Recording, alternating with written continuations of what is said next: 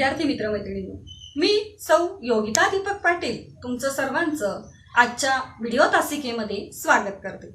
आपण इयत्ता 10वी science and technology part first यामधील 6वे प्रकरण ते म्हणजे रिफ्रॅक्शन ऑफ लाईट म्हणजे प्रकाशाचे अपवर्तन हे अभ्यासणार आहोत।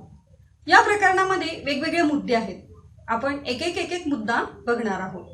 तुम्ही सर्वांनी पुस्तक काढायचं आहे, त्यामधील 6वं प्रकरण काढायचं आहे, हातामध्ये पेन्सिल घ्यायची आहे आणि इकडे लक्ष द्यायचं आहे।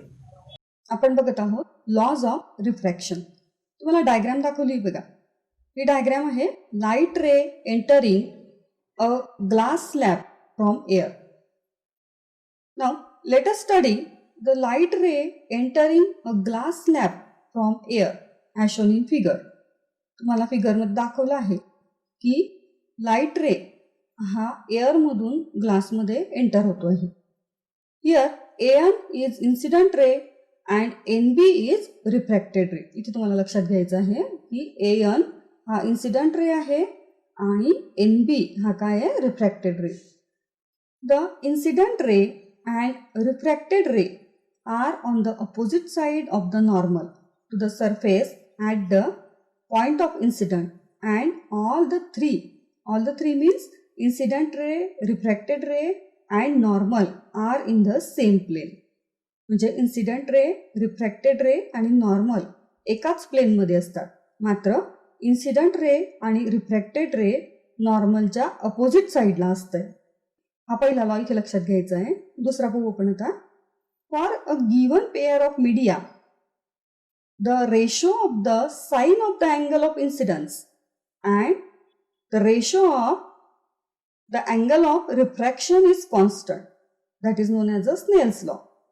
म्हणजे इथे angle of incidence तो म्हणजे I आणि angle of refraction तो म्हणजे R यांचा जो रेशो आहे तो असतो constant, and this constant is called the refractive index of second media with respect to the first media। इथे तुम्हाला लक्षात घ्यायचं आहे। पुढे आपण बघणार आहोत रिफ्रॅक्टिव्ह इंडेक्स म्हणजे काय। त्या अगोदर तुम्हाला एक लक्षात ठेवायचं आहे, the change in direction of light ray while entering different media is different. म्हणजे लाईट रे हे जेव्हा वेगवेगळ्या मीडियम मध्ये म्हणजे माध्यमामध्ये जेव्हा एंटर होतात तेव्हा लाईटची जी डायरेक्शन आहे ती बदलण्याचे प्रमाण हे वेगवेगळे असते, हे तुम्हाला इथे लक्षात घ्यायचं आहे। It is related to the refractive index of medium. म्हणजे हे कशावर अवलंबून असतं, रिफ्रॅक्टिव्ह इंडेक्सवर। The value of refractive index is different for different media.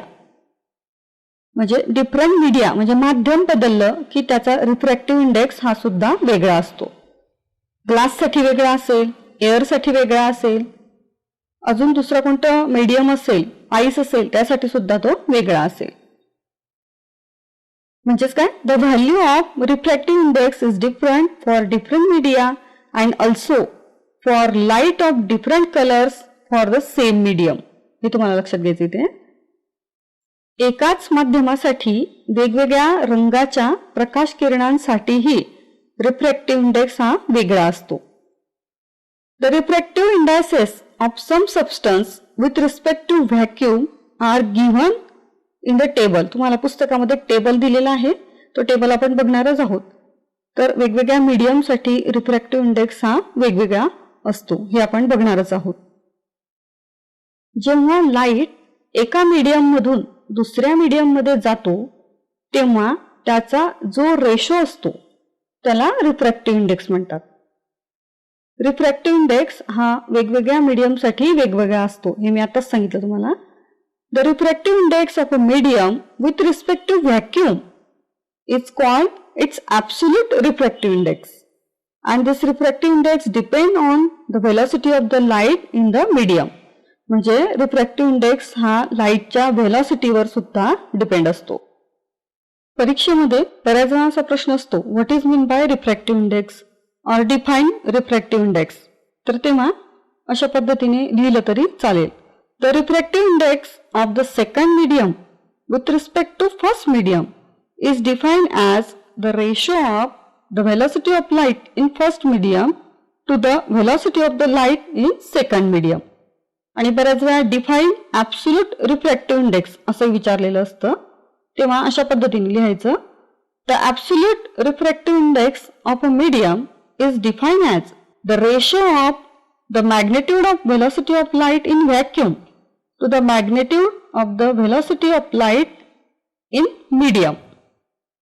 तुम्हाला पुस्तकामध्ये एक टेबल दिला आहे बघा, तो आहे absolute refractive indices of some medium किंवा मीडिया.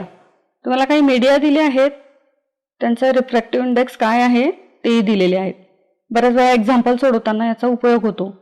बऱ्याच वेळा दिलेलं असतं, पण एखाद्या जर नाही दिलं तर तुम्हाला लक्षात ठेवायला सोपं जाईल ते. एअरसाठी रिफ्रॅक्टिव्ह इंडेक्स दिला आहे बघा 1.0003, आईससाठी आहे 1.31, वॉटरसाठी आहे 1.33, त्याच्यानंतर अल्कोहोलचा दिला आहे, केरोसिन, नंतर बेन्झिनचा सुद्धा दिला आहे 1.50, नंतर रॉक सॉल्ट 1.54, त्याच्यानंतर कार्बन डायसल्फाईड आहे 1.63, सो ऑन बरेचसे दिले बघा. डायमंडचाही दिला आहे 2.42. हा टेबल व्यवस्थित बघायचा आहे आणि लक्षात ठेवायचं आहे. रिफ्रॅक्टिव्ह इंडेक्स एक्झाम्पल सोडवताना आपल्याला हे उपयोगात येतात. आपण बघितलं की if I is the angle of incidence and R is the angle of refraction, then sin I upon sin R is equal to constant. This is known as a Snell's law, and constant is denoted by letter N. It is called as a refractive index. म्हणजेच काय, this constant is called as the refractive index of second medium with respect to first medium, and it is denoted by 2n1. Thus 2n1 is equal to sin I upon sin R. Also, if v1 is the velocity of light in the first medium and v2 is the velocity of light in second medium, म्हणजे v1 ही velocity आहे first medium साठी आणि v2 ही velocity lightची आहे ती second medium साठी, then 2n1 is equal to v1 upon v2. And similarly, the refractive index of first medium with respect to second medium is given by 1n2 is equal to v2 upon v1. If the first medium is vacuum, 2n1 is considered with respect to vacuum. It is also called as a absolute refractive index of medium 2 and denoted by n. आपण बघितलं absolute refractive index म्हणजे काय, आपण आताच बघितलं. The refractive index of a medium depends upon the magnitude of the velocity of light in the medium. आपण refraction of light in different media हे बघणार आहोत. आता तुम्हाला डायग्रामही दाखवले आहेत, परंतु त्या अगोदर आपण दोन टर्म्स समजून घेऊ. त्या टर्म आहेत रेअरर मीडियम आणि डेन्सर मीडियम. आपण ह्या बघू आता.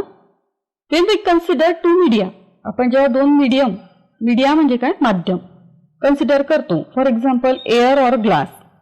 The medium with lower refractive index is called the optically rarer medium in presence of air किंवा in case of air. And the medium with higher refractive index is called the optically denser medium.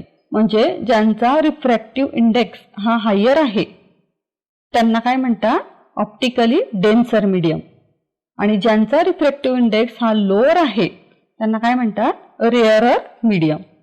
The higher density does not necessary, म्हणजे the higher density does not necessarily means higher refractive index.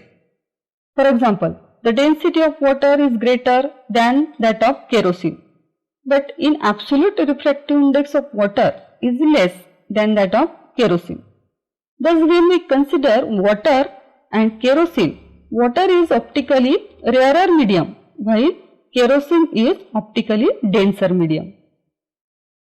आपण refraction of light in different media बघत आहोत.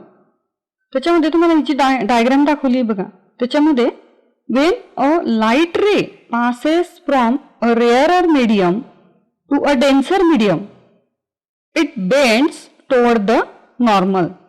पुन्हा बघा, when a light ray passes from rarer medium to a denser medium, it bends towards normal. आता असं होण्याचं कारण काय? तर if refractive index of second medium is greater than that of first medium, the ray bends towards the normal at the point of incidence as it travels from first medium to the second medium.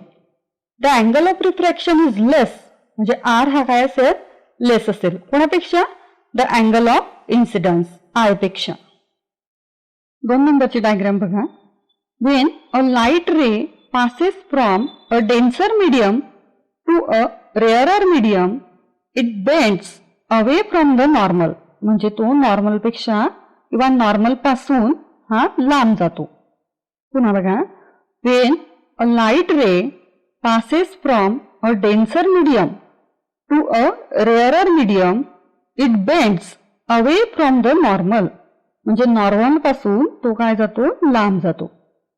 If refractive index of first medium is greater than that of second medium, the ray bends away from the normal at the point of incidence as it travels from the first medium to second medium. The angle of refraction म्हणजे R is greater than angle of incidence. म्हणजे I पेक्षा R हा काय असेल? इथे मोठा असेल. When a light ray is incident normally at the boundary between two media, it does not changes its direction. Diagram मध्ये बघा, त्यांची डायरेक्शन ही चेंज होत नाही. म्हणजे लाईट रे याची डायरेक्शन ही चेंज होत नाही. Hence it does not get refracted. म्हणजे इथे रिफ्रॅक्शन हे होत नाही. When a ray of light is incident normal to the interference between two media, the ray propagates undeviated as it travels from first medium to second medium, irrespective of the refractive indices of the two medium. In such case, the angle of incidence I हा काय असेल? 0 and also angle of refraction R is also 0. विद्यार्थी मित्रमैत्रिणींनो, आज आपण येथे थांबणार आहोत. तुम्ही घरी हे सर्व वाचायचं आहे, त्याच्या नोट्स काढायच्या आहे आणि आपल्या क्लासवर्कच्या वहीमध्ये लिहायचं आहे. शिवाय तुम्हाला जो क्लासवर्क दिलेला आहे तो सुद्धा वहीमध्ये सोडवायचा आहे. आपण लवकरच पुढच्या तासिकेला भेटणार आहोत. तोपर्यंत तुम्ही घरातच राहायचं आहे आणि अभ्यास करायचा आहे.